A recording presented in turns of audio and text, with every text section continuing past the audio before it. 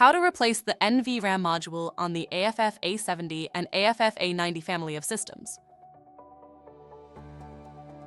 Determine the status of the controller and, if necessary, take over the impaired controller. If auto support is enabled, suppress automatic case creation by invoking the following auto support message.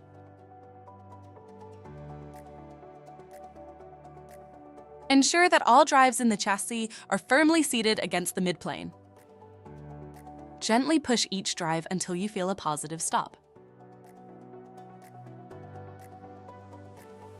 Ensure you are properly grounded. To remove power, disconnect the power cords from the power supply. Depress the cam latch button and rotate the cam latch as far as it will go. Remove the module from the chassis by pulling the module out by the cam handle. Place the module on a stable surface and remove the DIMMs.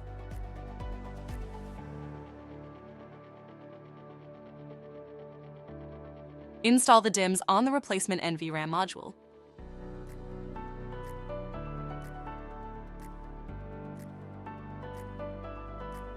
Install the replacement module into the chassis.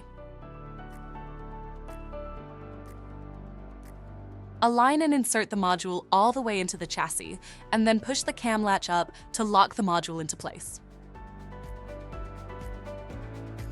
To restore power, plug the power cords into the power supplies.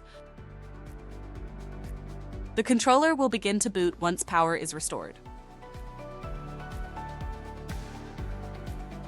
From the loader prompt on the controller, boot the controller and enter Y for yes when prompted to override the system ID due to a system ID mismatch.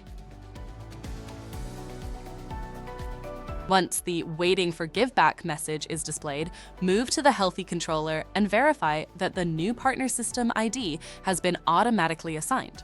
You should see that the system ID has changed on the impaired controller and is ready for giveback.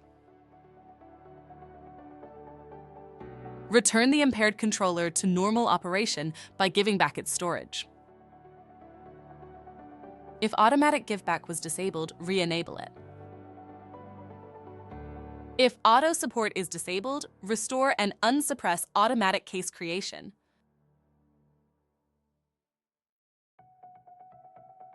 The final step in the replacement process is to return the failed part back to NetApp by following the RMA instructions shipped with the kit.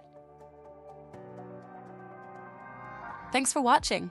See you in the next video.